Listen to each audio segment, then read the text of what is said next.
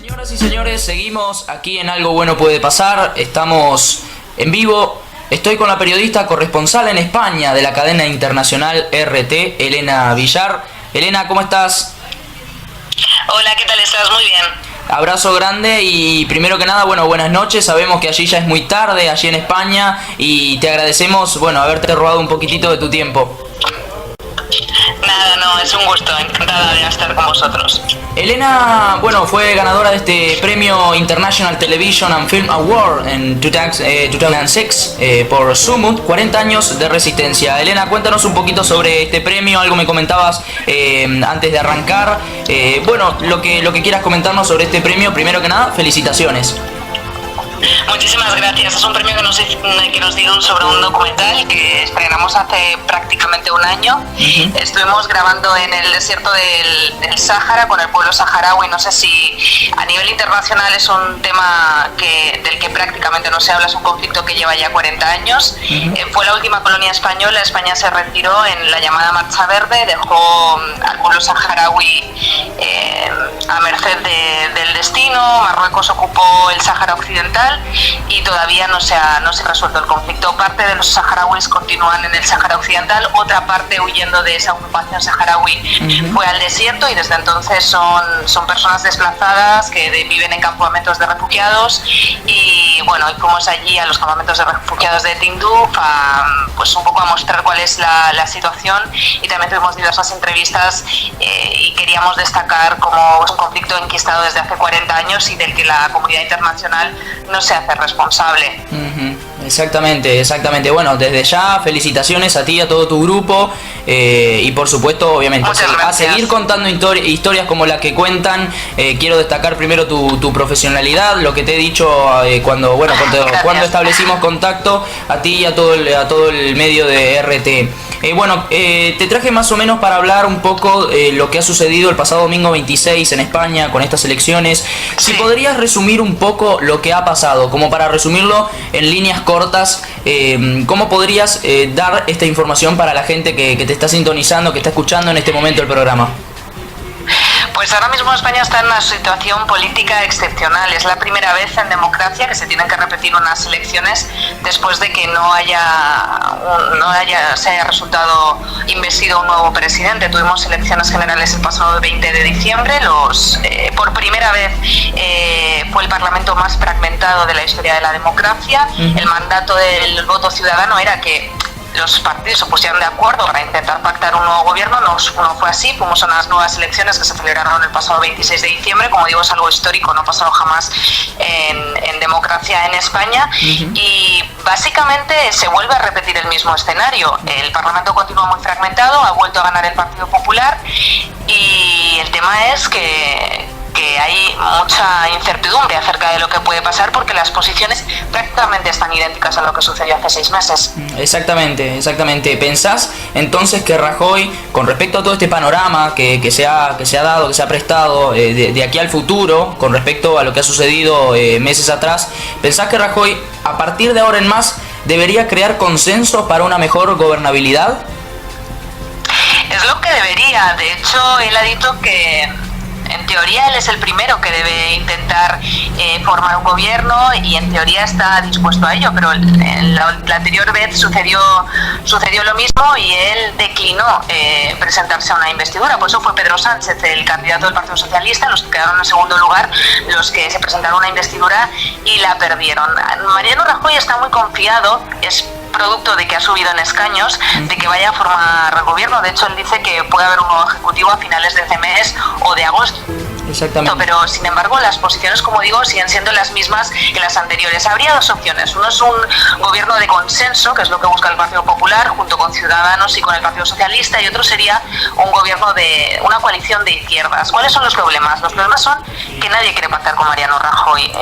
Ciudadanos sí que a priori estaría dispuesto a pactar con él, pero no hace mayoría suficiente. Necesita de más apoyos, y el Partido Socialista no se los va a brindar en un principio. Y luego estaría esa coalición de izquierdas, pero hay muchísimas discrepancias entre el Partido Socialista y Unidos Podemos, sobre todo en cuanto a la figura del líder de Unidos Podemos, de Pablo Iglesias. Pedro Sánchez le ha tildado de arrogante, y luego existen también algunas diferencias programáticas y líneas rojas. Una de ellas, sobre todo la más importante, es el referéndum de autodeterminación en Cataluña. Unidos Podemos está a favor de una consulta soberanista, aunque en los últimos tiempos viene reculando un poco sobre esto, pero el Partido Socialista no. El Partido Socialista aboga por una reforma de la Constitución y que Cataluña siga formando parte de España y que no haya ningún tipo de referéndum. Así que las posiciones están más o menos igual. Sí que es cierto que se apunta a que el Partido Socialista se pudiera abstener y que Mariano Rajoy gobernase con la abstención del Partido Socialista. En principio están en contra de eso, pero sí que es cierto que este sábado no, el que viene, o sea, el siguiente, el día 9, si no me equivoco, hay una reunión de una ejecutiva de todos, se llaman los varones, de los varones socialistas, es decir, de los líderes socialistas de toda España, para un poco diseñar la estrategia. Veremos si hay alguna sorpresa al respecto. Exactamente. Teniendo en cuenta las estadísticas de las últimas elecciones, el Senado de Rajoy terminó con desventaja, por así decirlo. ¿Estoy en lo correcto? Sí que es cierto que al hablar de elecciones generales en España y del Congreso y del Senado, el Senado en España pinta poco, para que nos entendamos. Es una segunda cámara que de hecho mucha gente aboga porque se reforme o porque ni siquiera exista. Es una cámara que en su día, en la transición, se hizo, es la Cámara Alta, para que hubiese una representación de las autonomías y para que a la hora de aprobar leyes pase por ahí. Pero finalmente, si el Senado, por ejemplo, veta una ley que ha aprobado el Congreso, esa ley vuelve al Congreso, pero puede aprobarse igualmente. Simplemente es una forma como de doble check, pero no tiene un poder real el Senado en España. Entonces, a la hora de hablar de las elecciones generales, prácticamente no se analiza el Senado ni se tiene en cuenta. Es el Congreso de los Diputados el que legisla y es el que cuenta, por así decirlo, en la política de España. Exactamente. Hablamos del panorama político, tengo que hablar también, y tú me parece también que habría que tocar lo que tiene que ver la parte con sociedad. ¿Qué cambios muestra la misma desde aquellas elecciones del pasado domingo? Hay diversas sorpresas. Una de ellas es, vamos por partes, una de ellas es la que tiene que ver con el Partido Popular. Como todo el mundo sabe, España está saliendo de una de las mayores crisis económicas que afrontaban. Los niveles de desigualdad han aumentado muchísimo. Ahora el tema de la calle y las protestas y las manifestaciones ha decaído en los últimos años, pero venimos de un fuerte movimiento social. Hubo el movimiento de los indignados, las mareas, los movimientos a favor de la dación en pago por los desahucios, etcétera. Ha habido una fuerte conflictividad social en España, y eso a priori podía parecer que conllevaría la pérdida del gobierno de Mariano Rajoy. De hecho, todo el mundo pensaba que el descalabro iba a ser importante en el 20 de diciembre. No fue así, pero es que todavía ha sido menos en este 26 de junio. De hecho, ha subido en cuanto a diputados, ha subido hasta los 137. Y todo esto además con numerosos escándalos de corrupción. Por ejemplo, a días de las elecciones se destapó un escándalo de corrupción por parte del propio ministro del Interior en funciones, quien habría estado intentando buscar diversas tramas para culpabilizar a políticos independentistas catalanes. Entonces, todo esto la verdad es que ha sido muy sorprendente. No solo no se ha castigado al Partido Popular, sino que por un lado se le ha votado mucho más y ha subido en algunas regiones en las que normalmente no ganaba. Y luego, por otro lado, está la sorpresa de Unidos Podemos. Todas las elecciones apuntaban a que, a diferencia del 20 de diciembre, iba a haber el llamado sorpaso. ¿Qué quiere decir eso? Pues que Unidos Podemos iba a ocupar el segundo lugar por primera vez en la historia de España. No iba a ser el Partido Socialista, sino que iban a ser ellos los que quedaran en segunda posición. Todos los sondeos, en España se dejan de publicar sondeos 5 días antes de las elecciones por ley electoral.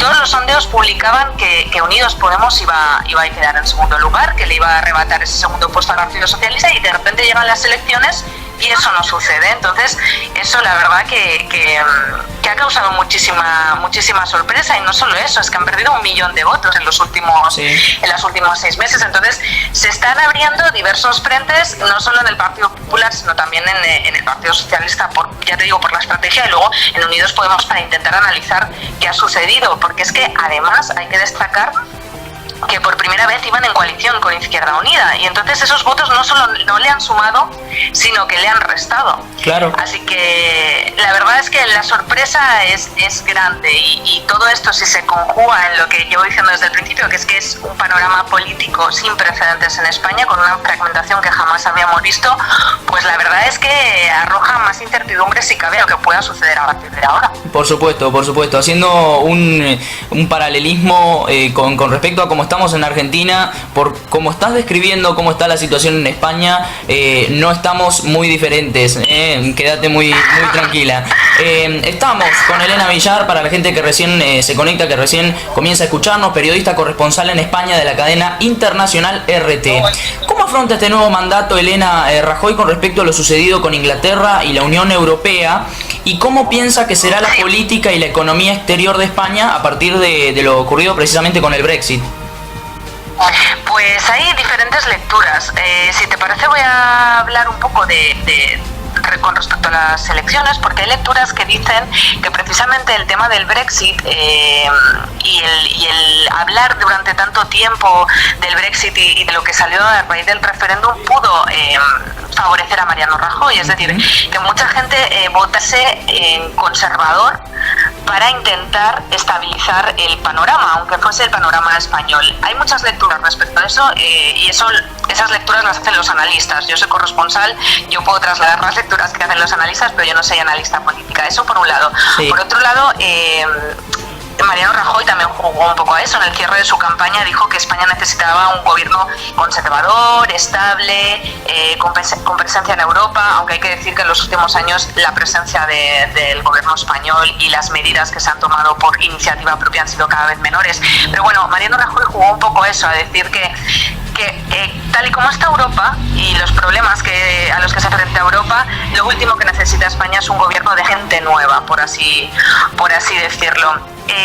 A raíz de las elecciones, bueno, hubo una cumbre este pasado martes, Mariano Rajoy fue, y nada, él lo que optó es por seguir la posición del resto de socios, de acuerdo, se ha producido un Brexit, se ha producido una ruptura, pues ahora hay que resolverlo cuanto antes. Sí. Se da la paradoja de que pese a que los británicos han votado eso, salir de la Unión Europea, ahora parece que son ellos los que no tienen ninguna prisa en hacerlo, ¿no? Que se haga poco a poco, y son el resto de los socios de la Unión los que están diciendo no, habéis votado esto, vamos a hacerlo cuanto antes. Eso por un lado. Otra de las lecturas, lo que quiere también es arrojar, de cara a la galería, lo que está diciendo es, sobre todo quiere trasladar un mensaje de tranquilidad.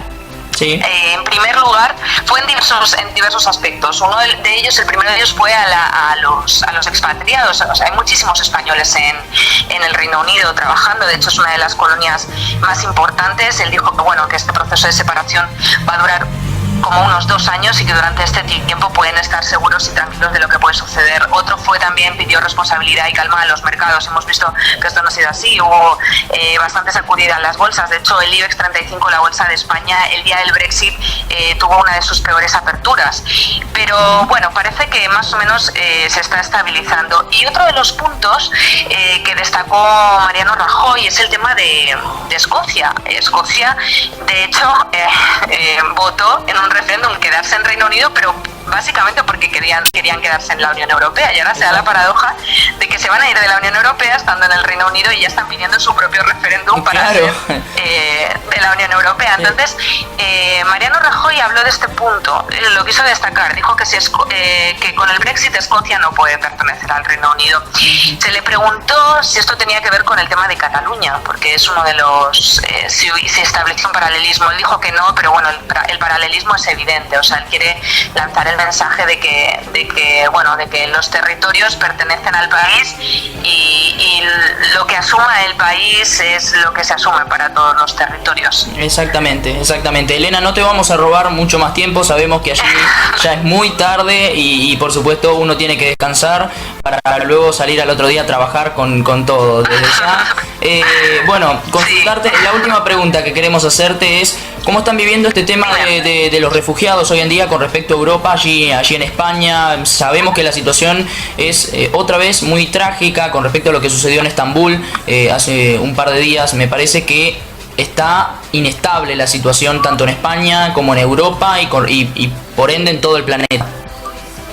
Sí, la verdad es que son dos temas que tienen que ver, pero se deberían diferenciar. Uno es la crisis de los refugiados. Estamos ante la mayor crisis migratoria desde el fin de la Segunda Guerra Mundial. Y así como hay una conciencia social bastante importante, de hecho en España, aunque se han hecho manifestaciones y no han sido muy numerosas, sí que es cierto que tanto ayuntamientos como sociedad civil está muy movilizada y está muy por acoger a los ciudadanos. Una cosa es el nivel social y otra cosa es el nivel político. España es de los países que menos cuota de refugiados está asumiendo y que menos refugiados está acogiendo, y además a un ritmo muy lento. Se está dando esa paradoja, pero sí que es cierto que hay una importante sensibilidad social, aunque para mí, dada la magnitud de la tragedia de lo que está sucediendo, es demasiado escasa. Yo de hecho estuve en Grecia, pude ver cómo llegaban los refugiados, la situación en la que llegan, y es un drama y es una tragedia de la que creo que en general no se está siendo consciente a nivel internacional ni a nivel europeo de lo que es eso, por un lado, y luego por otro lado está la alerta terrorista y el terrorismo yihadista. España le queda creo que son 5 niveles o 6 niveles de alerta, está prácticamente al último, le quedaría solo un punto por subir. Bueno, y como todos sabemos, por ejemplo, Francia está en estado máximo de emergencia desde los atentados del pasado noviembre, así que pues es una situación bastante excepcional. De hecho, sí que es cierto que en España no se percibe tanto, no hay militares, sí que es cierto que la policía va más armada, pero no hay militares por las calles. Por ejemplo, donde más se percibe es en París y en Bélgica. Yo estuve cubriendo la Eurocopa hace poco y la verdad es que no parecía Francia. O sea, en cualquier esquina había militares, los controles de seguridad son máximos, y lo que sí que es paradójico es que esto parecía que iba a durar unos meses o que iba a durar un tiempo, y llevan así desde el mes de noviembre, y la pregunta es ¿hasta cuándo puede Europa, que se supone que es estandarte de las libertades, de la igualdad y de la seguridad, claro, mantener esta situación? Claro, por supuesto. Elena, desde ya te agradecemos el contacto, tu tiempo, nada, la verdad una gran entrevista, nos abriste mucho el panorama de lo que está sucediendo en Europa, de aquel lado del mundo. Elena Villar, entonces pueden encontrar en las redes sociales, en Twitter, @Elena_VillarRT, en Instagram también está como LTV, y nuevamente felicitaciones por el Premio International Television and Film Award 2016. Desde ya, Elena, agradecerte, dejarte un saludo cordial desde aquí y seguimos en contacto. Muchísimas gracias, el placer es mío. Hacemos una breve pausa.